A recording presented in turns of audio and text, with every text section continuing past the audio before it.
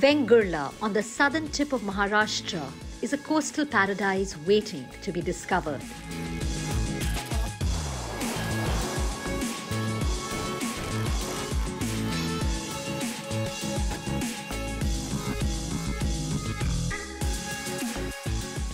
Just north of Goa, Vengurla is easily accessible by both road and air.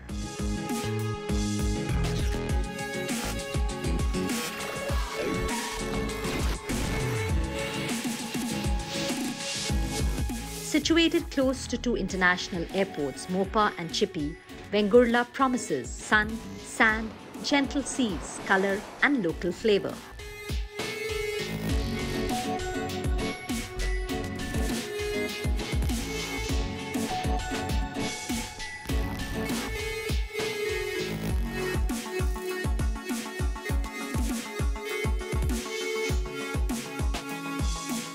This Dutch trading port, located on the Arabian Sea, has some of the most scenic and blissful beaches, serene waters and stretches of endless sand, away from the crowds.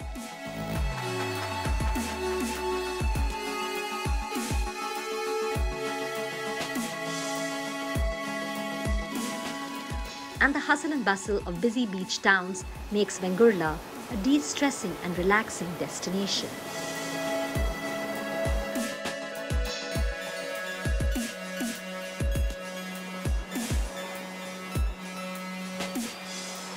You have Goa at one end and Sindhudurg, which is kind of, I would say it is developing in terms of tourism offerings. And then you have Vengurla kind of sandwiched in between, lesser known, a very cute little place. It's a getaway from Sindhudurg. Vengurla does have something very different to offer in terms of cuisine, in terms of these monuments around there. And of course, even the beaches which are so pristine. So you have some very untouched beaches. Sagareshwar is a very beautiful beach. These are completely untouched and, you know, so to speak, virgin beaches. That's what they call them.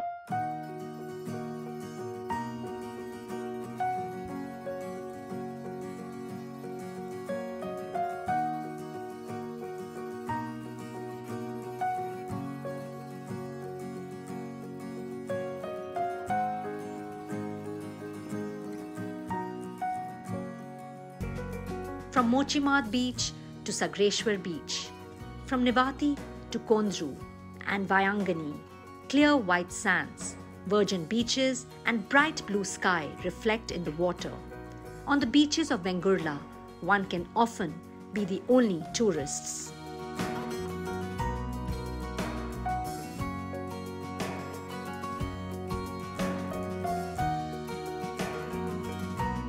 Sagareshwar, which is in the center of town, is a beach where one can witness the main occupation of this town, fishing.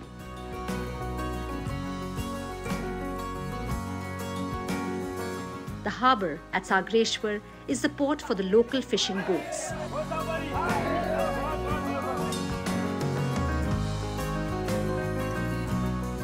It is from here that fishermen set off into the sea to bring in the daily catch. Boats that set off at dawn and dusk return with some of the freshest catch the town has to offer.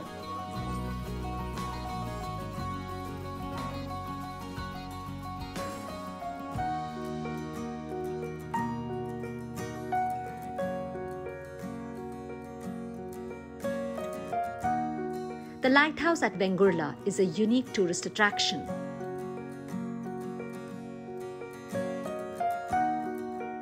Located above the harbour and on the lookout for boats that come in often late, the lighthouse was originally set up by the Dutch who used Vengurla as a trading port in the 1600s. The lighthouse was actually built by the Dutch itself. Now the reason being that from their lighthouse you don't show the white light, but you show the red light, which is the sign of danger. Coastline of Vengurla, it's a very dangerous area. It has rocks, and if any ship comes there, they are stuck there. So that's the reason they show the red light there, and only the experienced traders would be able to reach there.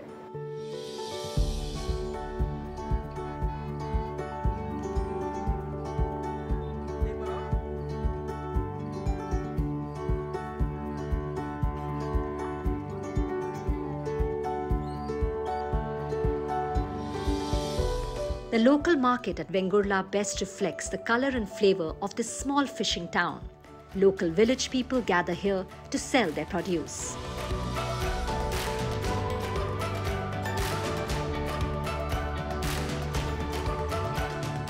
Women in colorful saris with flowers in their hair sell, of course, fish.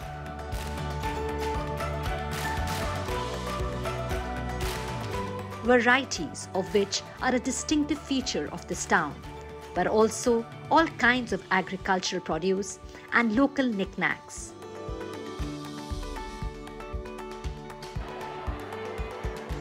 A walk through the marketplace in Vengurla is a feast for the senses. The vibrant colors of the market square and the buzzing activity and sound fills your senses with headiness. The hustle and bustle of this provincial market adds to the rustic charms of Vengurla.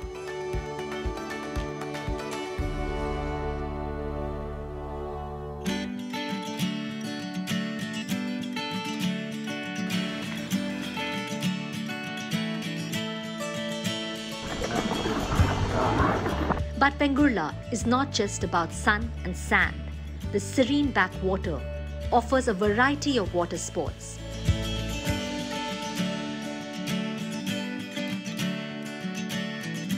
A motorboat ride through the backwaters is a scenic passage through mangroves and coconut palms, and fishermen who appear to stand patiently for hours in the still waters, gently casting their nets and waiting for a catch.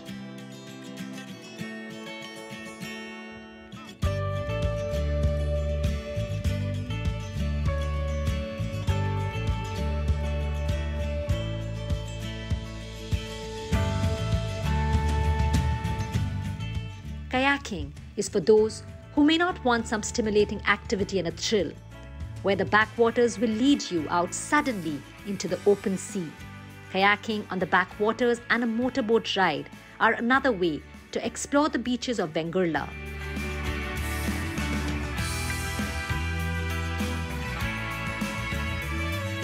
The clear, calm water, heady blue skies, the freshness and simplicity of Vengurla can be an intoxicating experience, especially when it culminates on the platter, which is a sensory delight. The day's freshest catch more often than not finds its way into the local restaurants which serve authentic Malwani food.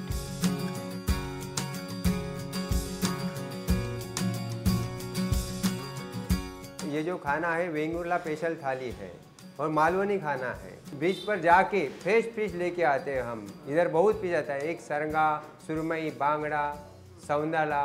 Test में अलग अलग different फर्क होता है उसमें। सौंदाला जो होता है मीठा फिश होता है और सुरमई जो होता है वो किंग फिश यानी हेवी, सबसे भारी वाला फिश वो सुरमई है। और सरंगा जो है वो दोनों में मिक्स है, उसको बोलते हैं ब्लैक पापलेट। Fish fried with semolina tempered with spices and just the right dash of chilies, enough to tickle your palate, but not to make your mouth burn. Prawns, crabs, the local vegetables cooked with just the right hint of coconut. Local restaurants in Vengurla are a gastronomic feast, and the most unique flavor of all is the ubiquitous soul curry, the drink synonymous with the coastline. The soul curry is a mixture of coconut juice that's tempered with the tanginess of kokum and has been gently spiced. It is both an appetizer and a digestive.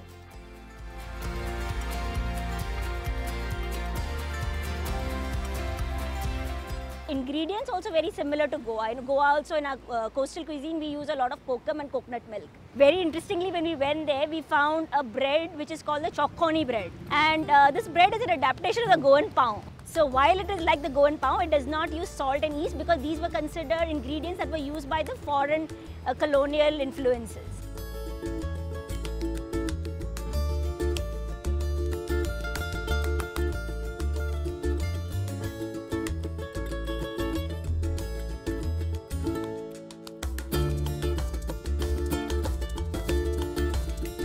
Goan influences are very evident in Vengurla, which is just north of Goa.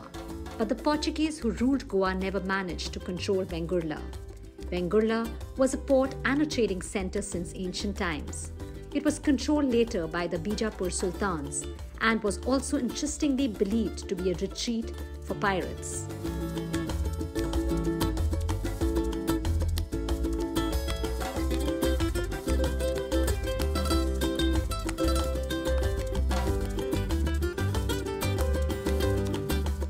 A natural harbour and port, Vengurla, was actually occupied by the Dutch since the 1600s. They used it largely as a foothold on the Arabian Sea from where they could carry out their trade in spices, salt and textiles. But before the Dutch came to Vengurla, the tribes of the Konkan lived here, and the folk culture of Vengurla makes an interesting study.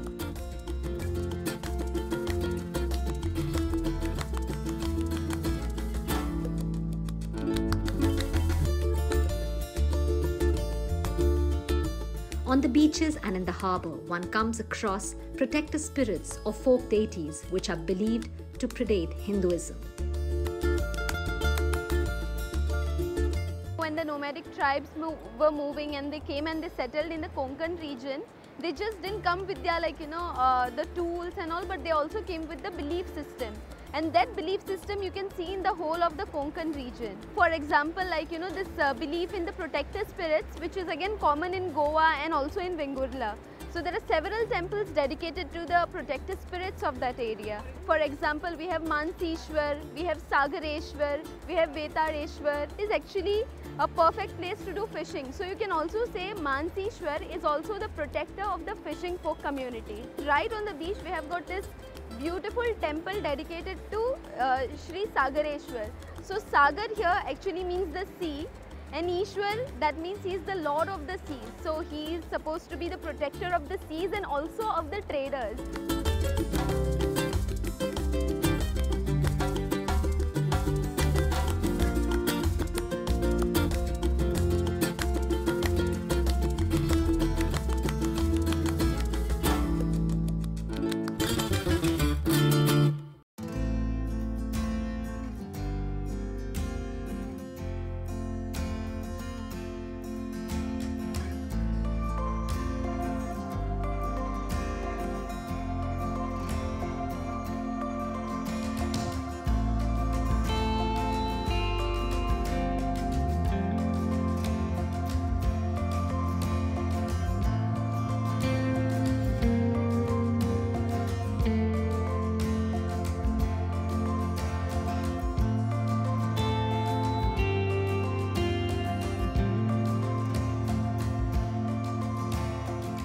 The Dutch presence in Bengurla is evident from the Dutch Wakhar, or Dutch factory, which is Bengurla's most prominent tourist attraction.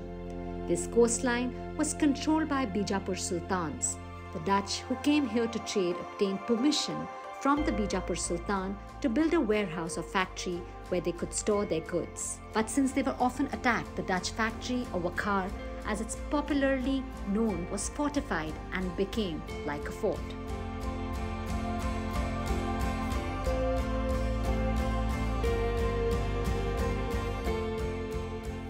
Vengurla में Dutch Waqar है, actually वो ware house है Dutch Waqar. तो Dutch यहाँ पे आते थे, वो ट्रेडिंग के लिए आते थे, तो उनका जो माल है वो माल जहाँ वो स्टोर करते थे उसको वखार बोलते हैं। तो ये वेयर हाउसेस जो थी उनको भी प्रोटेक्शन लगता था, क्योंकि पायरेट्स रहते थे, वो भी हमला करते थे। तो उससे बचने के लिए उन्होंने उनके वेयर हाउस को फोर्टिफिकेशन दे दिया। किला है लेकिन वेयर हाउस के लिए वो किला बनाया। डच लोगों के बुरुज जो है वो स्क्वायर शेप है, और जो फोर्टिफिकेशन वॉल है उसमें तोप या बंदूका मारने की जगह होती है। उनका दरवाज़ा जो होता है प्लेन वॉल में दरवाज़ा होता है, बुरुज कॉर्नर पे रहते हैं, ऐसे दो साइड में कॉर्नर पे होते हैं, और अंदर तो वेयर हाउस का ही स्ट्रक्चर है।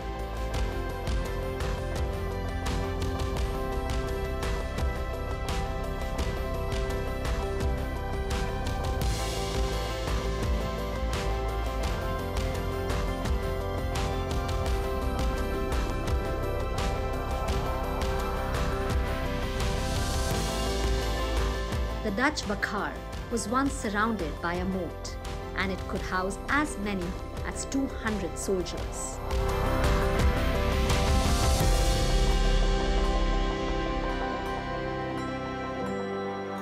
The fort-like structure has bastions, a fort wall, and it used to be mounted with guns and cannons.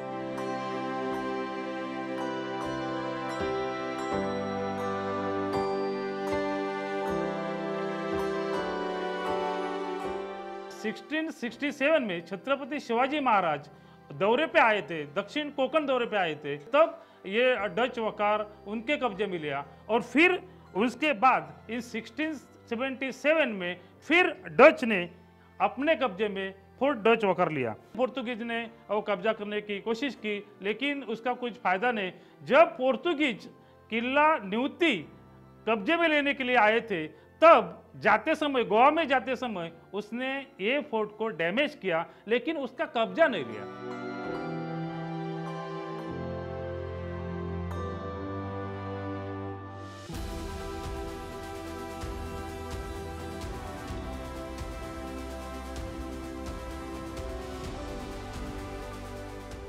The Dutch used the sport to gain an edge in the rivalry over the seas with the Portuguese. But with the increasing dominance of Chhatrapati Shivaji's navy and the increase in the influence of the British as a trading and then military power in India, the Dutch were finally forced to leave Vengurla, and the town came under the rule of the Savantvari Maratha rulers of the region.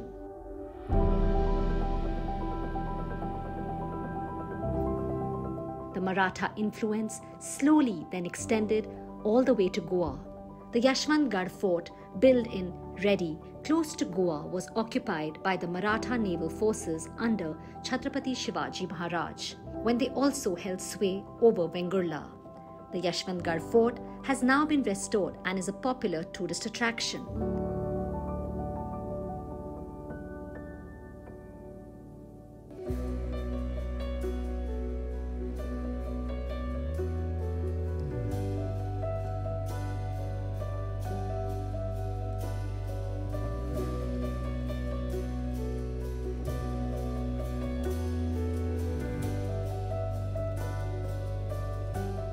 Reddy is also famous for a Ganpati Temple discovered hidden under a boulder.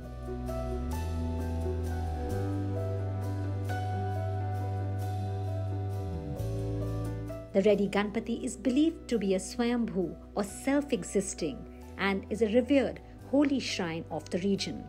Vengurla is a reflection of the synthesis of these colonial forces and Hindu traditions.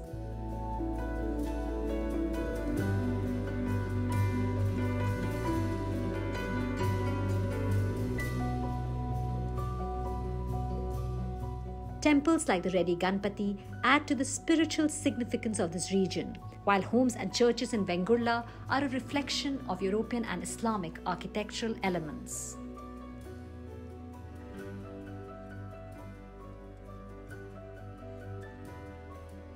Diverse architectural influences in terms of, you can see a lot of, I would say, the Bijapuri influence. The Adil Shah's kingdom was there, and that can be actually seen in terms of the domes present in the whole town. So there's a lot of dome-shaped roofs, which can be seen, and that's a very strong Islamic influence. And there is Maratha influence, which is actually an amalgamation of the Islamic and the local architecture. And of course, then there is British architecture. So this can be seen in the various, I would say, churches. You have the Immaculate Conception Church there, another church which is very close to the hospital. And there is another church called the Gohind Church, which looks quite different. It's bang opposite the complex of St. Luke's Hospital. So that has a bit of Dutch influence actually. A lot of the facades are very European looking. So a lot of, I would say, British and Dutch influences at the same time for that. So it's reflected in the facade, not only the churches and the hospital, but even the homes in some way. The homes have also adopted a bit of these Western, architectural influences.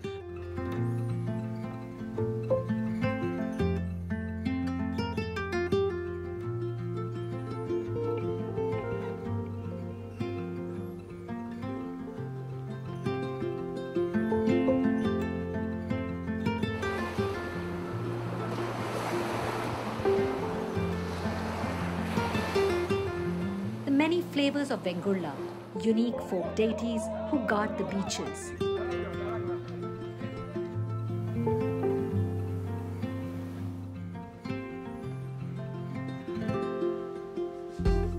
The European influences in the town combining with Maratha and Islamic traditions, and the reflections of the Dutch and Portuguese who used this port for trade. Vengurla is a synthesis of many cultures, a coastal paradise waiting to be discovered.